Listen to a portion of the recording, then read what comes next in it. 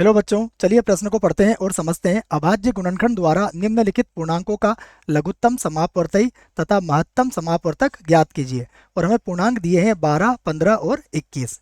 तो प्रश्न को हल करने से पहले हम प्रश्न के लिए मुख्य अवधारणा लिख लेते हैं। तो प्रश्न के लिए मुख्य अवधारणा, जिसकी सहायता से हम इस प्रश्न को हल करेंगे। मुख्य अवधारणा में हम दोनों ही बातों को समझेंगे जो हमसे पूछा गया है। सबसे पहले हमसे पूछा गया है लघुत्तम समापवर्ती।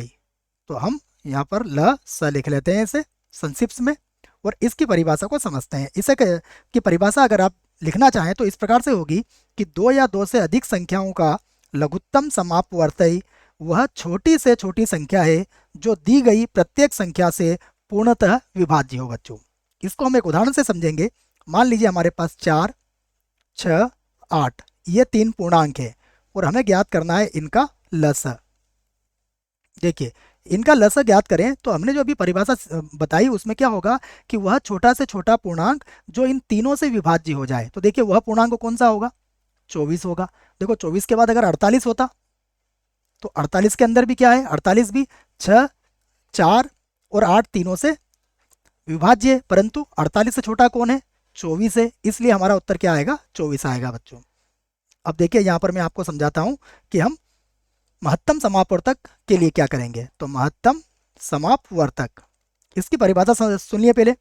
दो या दो से अधिक संख्याओं का महत्तम समापवर्तक वह बड़ी से बड़ी संख्या है जो दी गई प्रत्येक संख्या को पूर्णतः विभाजित कर दे। तो यहाँ पर बड़ी से बड़ी संख्या की बात हो रही है। देखो जिसको इसको भी हम एक उदाहरण से समझेंगे। जैसे 12 और 16 का हमें क्या ज्ञात करना है?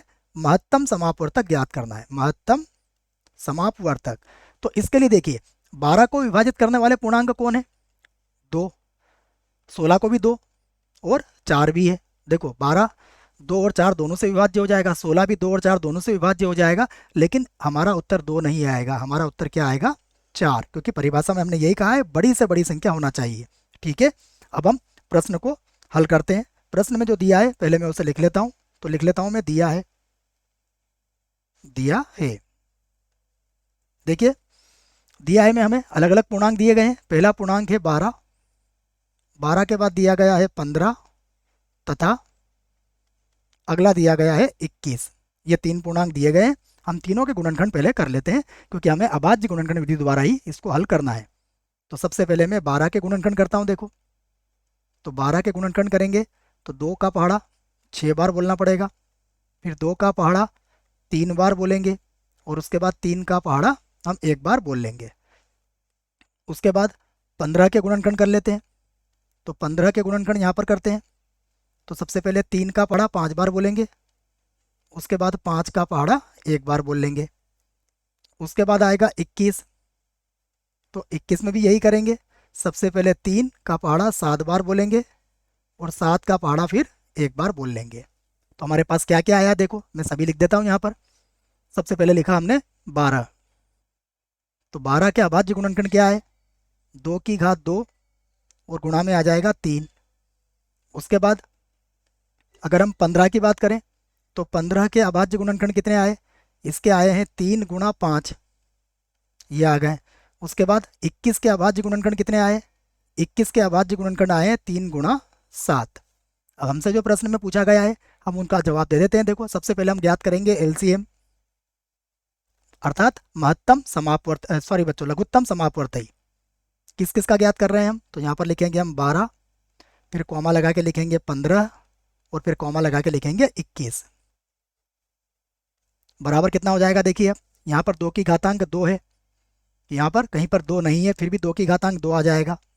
तो ये 2 की घातांक 2 लिख दिया हमने। गुणा यहाँ देखिए यहाँ पर भी 3 है, यहाँ भी 3 है और यहाँ पर भी 3 है, तो 3 भी लिख लेंगे हम। फिर गुणा यहाँ देखिए, उसके बाद यहाँ पर 5 है तो 5 भी लिख लेंगे और गुणा आ जाएगा 7। तो इसको हल करेंगे तो कितना आ जाएगा? यहाँ से हल करके बता देता हूँ मैं आपको। इसको हल करेंगे तो देखो 8 और सॉरी बच्चों 4 3 12, 12 पंजे कितना हो जाएगा? 60। ठीक है ना, इसको ऐसे गुणा कर लेते हैं। 2 का वर्ग 4 होगा, 4 का गुणा 3 बार बोलेंगे तो 4 3 12, 12 पंजे कितना हो जाएगा? 12 पंजे हो जाएगा 60। और 60 को किससे गुणा करोगे आप? 7 से, तो 7 छंग 42 हो गया, अर्थात यहाँ पर हो गया 42 अर्थात 420। तो ये का हमारा उत्तर आ गया। अब हम यहाँ पर लिखेंगे HCF किसका 12, 15, 21 का। तो अब देखिए ओवेनिस्ट क्या है सब में, 2 किसी के पास भी नहीं है, 3 भी, 3 है बच्चों तीनों के पास, तो ये आ जाएगा 3, तीनों के पास है। उसके बाद कोई भी संख्या ओवेनिस्ट नहीं है, तो एक उत्तर ये आ गया। हमारे दोनों उत्तर आ चुके हैं बच्चों। आशा करता हूँ आपको इस प्रश्न का उत्तर समझ में आया होगा। धन्यवाद।